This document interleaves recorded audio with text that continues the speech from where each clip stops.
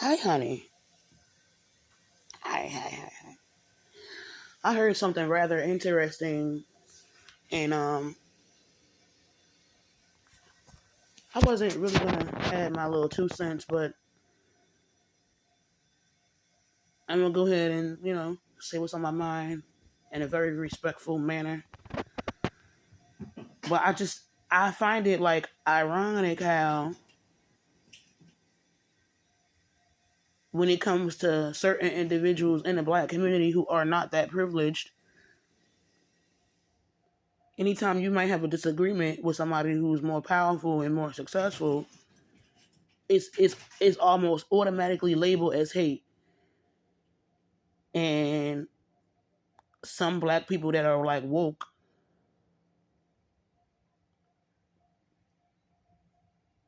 are talking about you gotta check the black people that's not on code. Like they be quick to support certain stories that break out about certain celebrities. Anybody who's been following me for a while, um, so my original IG is Yanni Savage, and then I had to create another one, Yanni 2.0, because I lost my other phone a few weeks ago, and I did that while I was trying to get my bread together to get a new phone. So I got a new phone, and I got a new page. I had to make a whole lot of new stuff. But the point of the matter is, so this is for people that are already familiar with me, and so now I'm doing this video. But going back to me talking about, that's how you can tell who people is hating on certain people. They just want to see successful black people fall. And personally, I already said I don't believe in these stories that's popping up. People who have been following me, and if you don't know what I'm talking about, you can go to any one of my IG accounts. I don't believe the big story that came out. I believe that's all it is a story. I mean, like, it's been a lot of whole fake stories that came out, but that's all done by design, and everybody names who's brought up in it. They're down with it.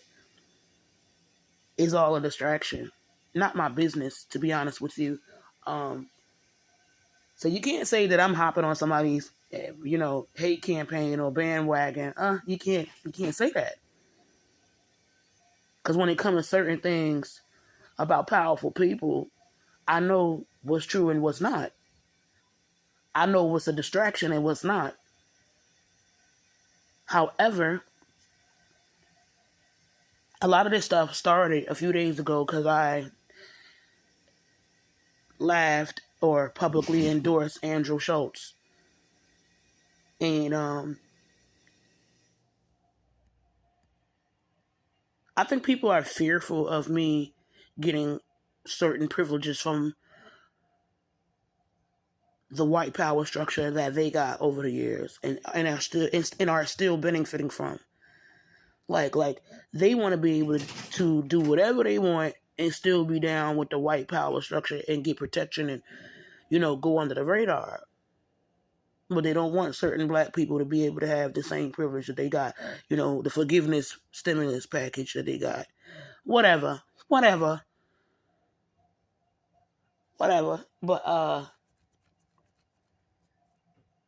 they got their little forgiveness stimmy from the white power structure.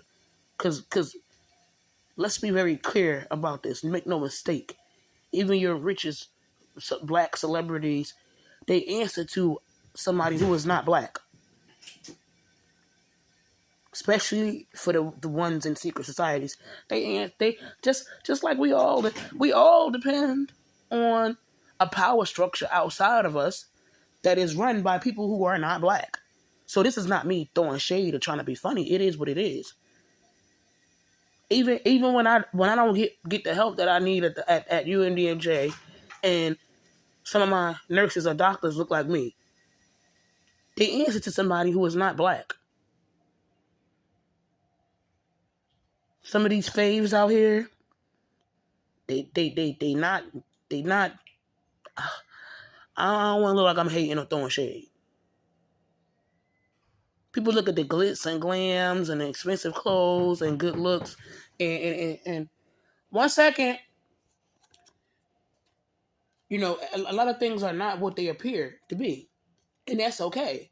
I was actually minding my business, and that's the whole point of this. That I was actually minding my business, and I let people support who they want to support. I'm throwing a shirt on. I gotta put my t-shirt on. Yeah, I let people support whoever they want to support. But it became an issue when I thought somebody's jokes was funny. I became problematic, and I'm not being directly told that I'm not on code, but I'm being, Oreo, calm down. I'm putting my shirt on.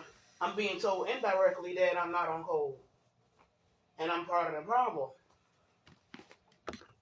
And this is coming from somebody who I don't have no problems with nobody, to be honest with you.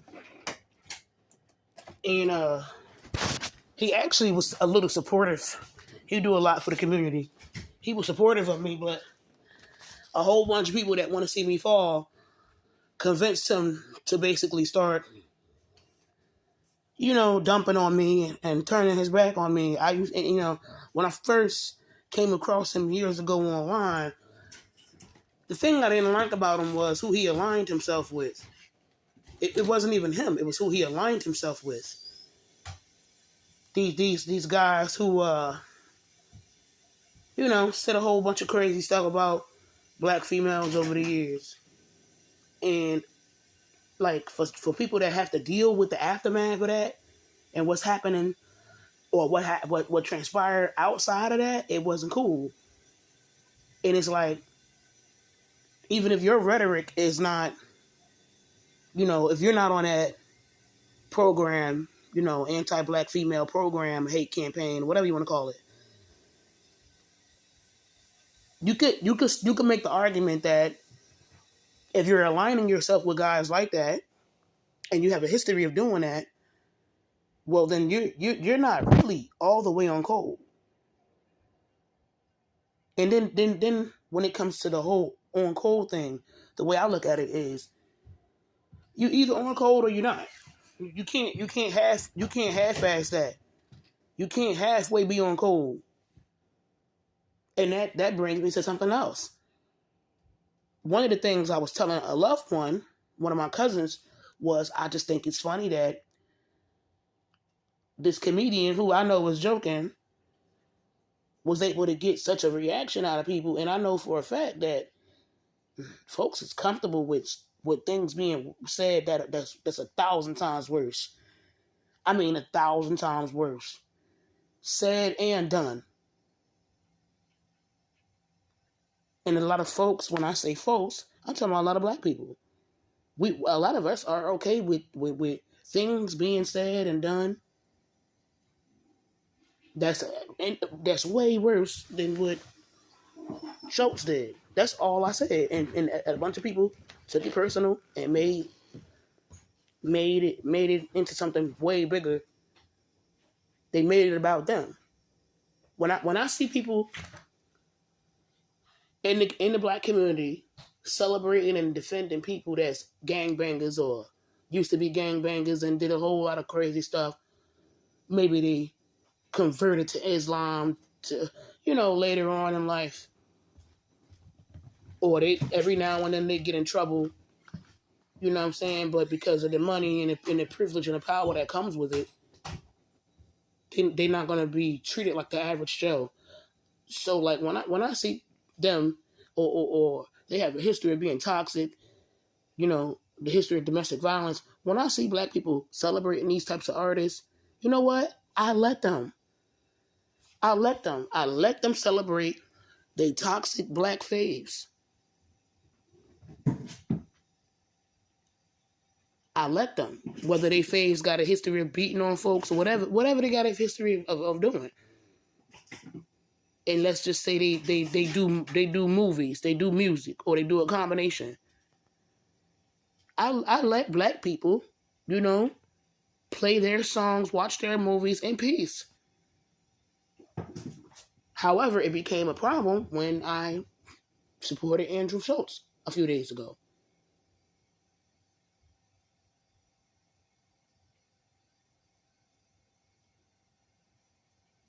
And I gave an example.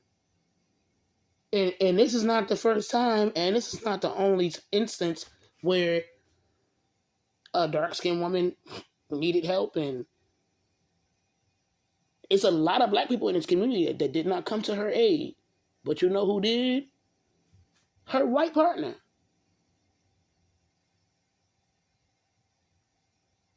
Her white partner. I'm talking about Gabby.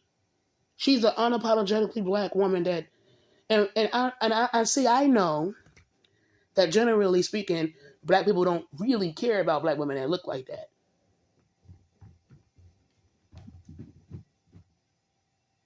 And black people feel like if a black woman is not all that attractive, well, she don't deserve respect in the first place. Not all black people, obviously, it's a specific demographic. But the point I'm trying to make is there's been so many times where I've seen black people attack Gabby or women that look like her. And it's usually black men that do it. And I know it's also because she's dark skinned. Something that I started noticing, and it's not just with her. It was with other black women or dark skinned black women.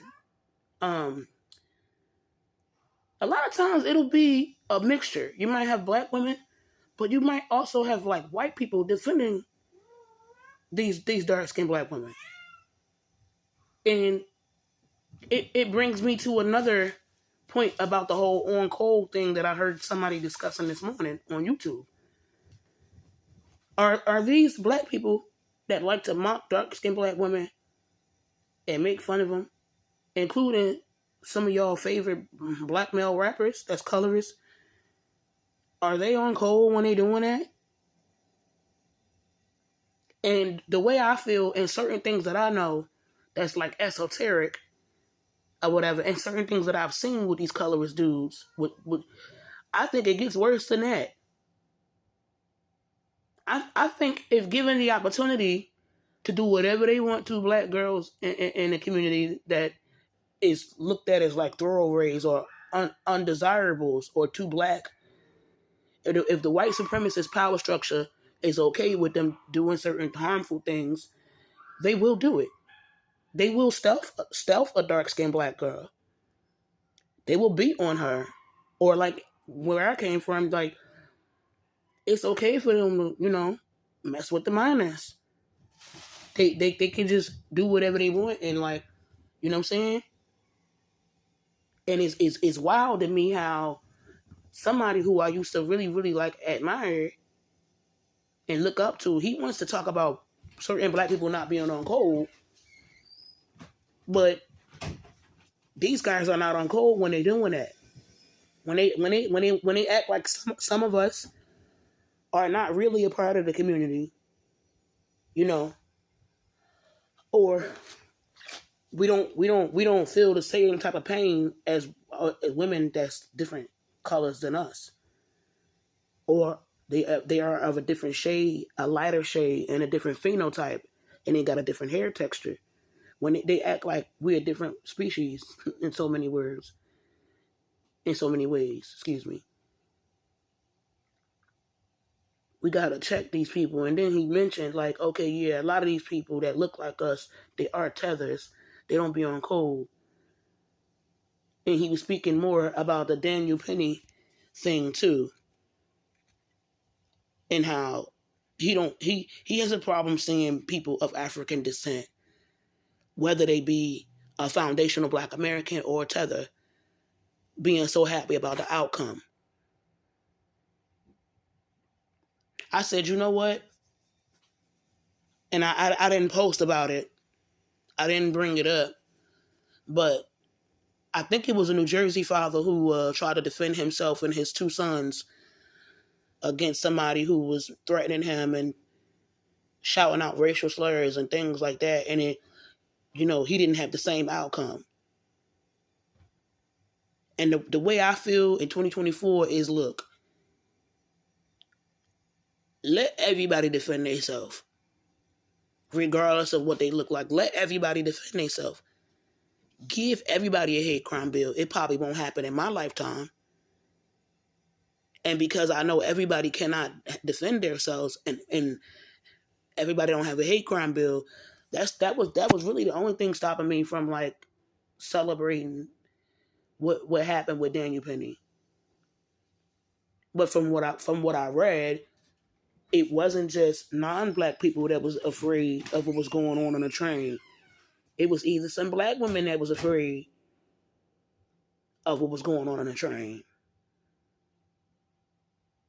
And what I think is really, really sad and tragic is like it's like I don't know, it's like the healthcare system let him down. Like